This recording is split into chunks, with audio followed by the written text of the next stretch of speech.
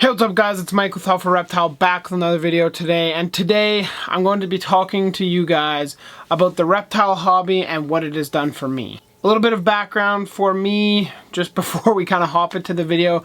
I've been keeping reptiles since I was about 8 years old, so I've been in the hobby for nearly 15 years now. I don't even know how many reptiles I've owned over my years. I've bred chameleons, I've bred uromastyx, I've bred dart frogs, I keep a bunch of different rare species if you've never watched the channel before, but I want to talk about how the reptile hobby has influenced my life, how it has helped me in some aspects, how it has hurt me in other aspects, and just kind of have a raw, open talk with you guys about what the reptile hobby has done for me. And before we jump into it, I would like to say that if you guys have been in the hobby for any amount of time and keep reptiles, talk about reptiles, do anything with reptiles, please let me know what the reptile hobby has done for you in the comment section down below.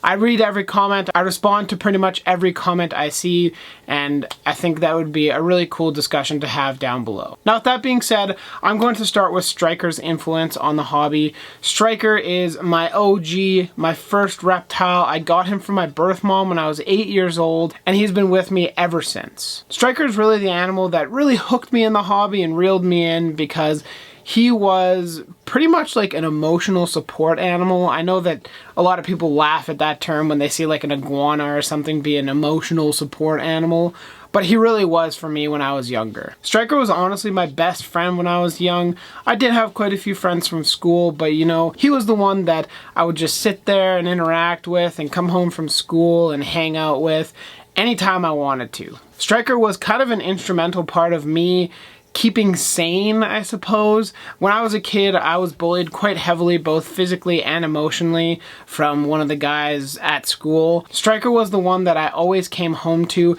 and was able to just cry or just sit there and laugh or talk about my problems to, and he was never going to judge me. He was never going to really reply in any way, but he just sat there and listened whilst I would bawl my eyes out in my bed, or I'd come home and share a great experience with him. I distinctly remember this one time, the kid, his name was James, my bully. I came home from school one day and he had kicked me. I was walking out of daycare and he kicked me right in the leg.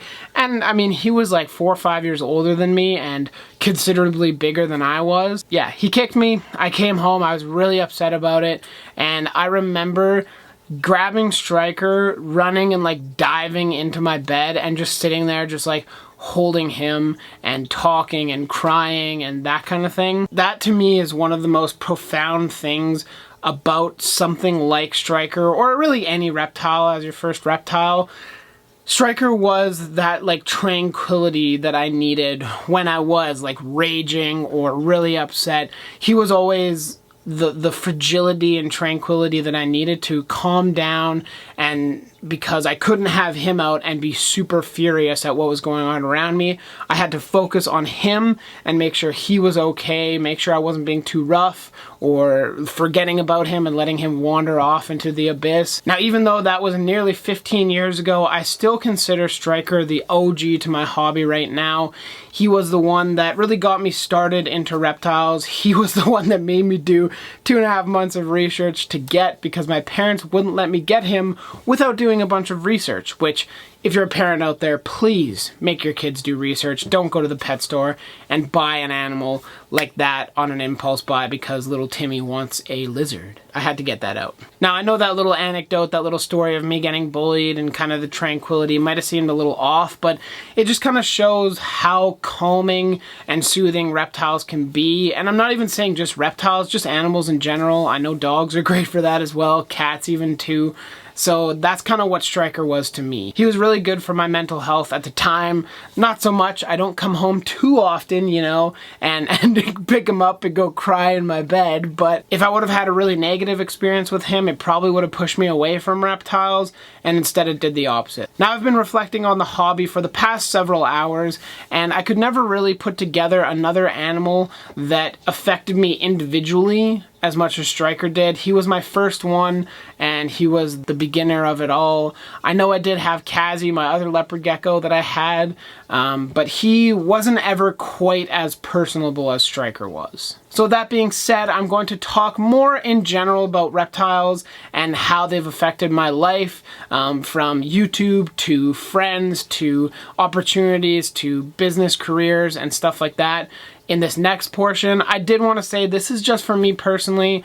I'm sure some people have had much different experiences in the hobby. These are just my feelings and my experiences. Your mileage may vary. From my own perspective, reptiles have been a constant in my life from the very beginning. When I was 3 years old, my parents could point to any dinosaur book, to any animal, to any dinosaur, and I would be able to say its full name relatively accurately, and I blew them out of the water with that. And from then, it just kind of merged nicely into the love of reptiles, and even now it has merged into more of just a general loving all animals and seeing validity and, I guess, beauty in all of nature. The main thing that the reptile hobby and this interest in ecology and animals in general, zoology, that kind of deal, has brought to me is just a passion, or even some might say a purpose. Through my passion, which is reptiles, I have found what I love to do. I love to educate, I love to learn,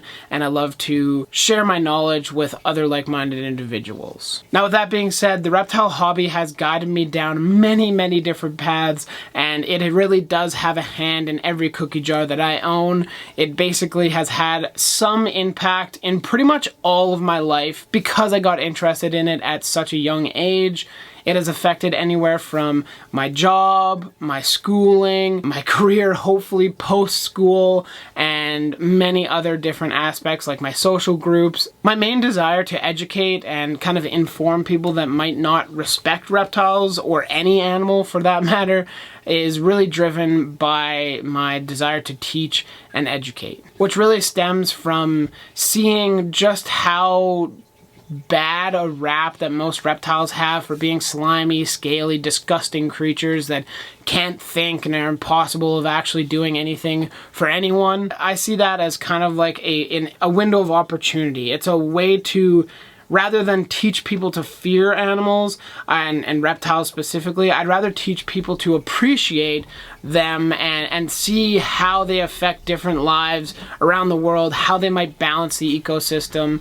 And to a very small degree, that's kind of why I went into working for pet stores and even doing my undergrad in biology, is just because I think that a lot of people have that former experience in that they hate reptiles or think they're disgusting creatures. And just working in pet stores for a tech company, Biopod, if you guys know the channel, you know the channel, and then even at Pisces now, those have been really my three main jobs. And I worked at the pet stores mostly to just educate people. Of course, you make money on the side. I needed to pay for my animals and just save up for the future, but I started working in pet stores when I was 14, so I've nearly been working in pet stores for 10 years of my life. And with that being said, it's just an opportunity to reach more people than I would if I worked at like a McDonald's or something. You know, okay, yeah, I'll make burgers for people, but I can't really talk about my passion or my desires whilst taking people's orders over an intercom. The desire to teach people and educate as many people as I can is one of the main reasons why I started this channel. I just had the desire to share my craft, I suppose, or my passion with as many people as possible, and that's what kind of led to you guys. This audience, everything that I pretty much have is really led to YouTube or animals in some way. That's why I've built this community of like-minded individuals that like to learn about animals, whether it's some random fact or even if it's just seeing my room and what I'm keeping. The desire to teach really drove me to start this YouTube channel in the first place nearly 10 years ago. Just as a little aside, I really want to thank you guys all for watching, and those of you that have subscribed to the channel and support the channel. It really means a lot. I love just creating a community of people that can talk about whatever they want, mostly reptiles, but whatever they want, and feel respected. There's really not a ton of hate that goes on this channel, which is really, really awesome, and I hope it stays that way. as we hopefully continue to grow. I want to thank you guys for watching this video. My YouTube channel has granted me access to some of the most interesting individuals I've ever met in my entire life. Some of those people I now call some of my best friends, including Hunter, Troy, Steve, and all the other people that I talk to on a regular basis. I mean, the only reason for that is because of the internet and because of YouTube. I definitely owe that to the reptile hobby. My YouTube channel not only has opened up my social sphere and granted me access to a lot more people to talk to and interact with, but it's also allowed me the opportunity to make a lot of really cool opportunities happen. For example, building the Reptarium with Brian Barczyk, meeting a whole bunch of people out there, and just being able to basically build a reptile zoo. It was by far one of the best experiences of my entire life up to this point. Working, busting your butt for 4 days straight, just building this empty building into what you see today at the Reptarium. Throughout my university degree and on YouTube as well, the reptile hobby has really forced me to take in information in different ways than I normally would have. I have really taught myself how to learn about everything, obviously most specifically reptiles, but really just in general, learning how to take multiple different sources, how to see people's experiences as value rather than just like, oh, well, that person's different from me, obviously it's wrong. Just because there's two different ways of doing things doesn't necessarily one is wrong inherently if you're getting similar results. In general, just that multiple perspectives has just taught me that there's not necessarily a right and a wrong. There's different versions of the truth. Some yield better results than others, but you can't really get super butthurt about people doing things different than you. At the end of the day, if it's producing similar results, what can you do? Now, just one last point before I go on to talk about a couple of the more negative sides of the hobby is really just how this reptile hobby from the age of 8 has shaped my interests and has pushed me down the path of university, and whether I go on to graduate studies or not, just how much of an effect it has had on me and my personality. Basically, all my interests relay around animals and reptiles, a little bit of like photography as well, but the reptile hobby has really just pushed me to go deeper and deeper and learn about conservation and learn about plants and learn about invertebrates and different microorganisms that live in the environments, and rather than like, oh, I like this and I like this and these things are all separate from each other. It really makes you think more in terms of a whole working unit than just individual components. So now it's time to talk about the slightly more negative sides of the hobby. The first thing that comes to mind is the use of money. Now, I guess some will argue that hobbies are really that sinkhole of money. If you're an artist like I was before, I spent hundreds and hundreds of dollars on art supplies.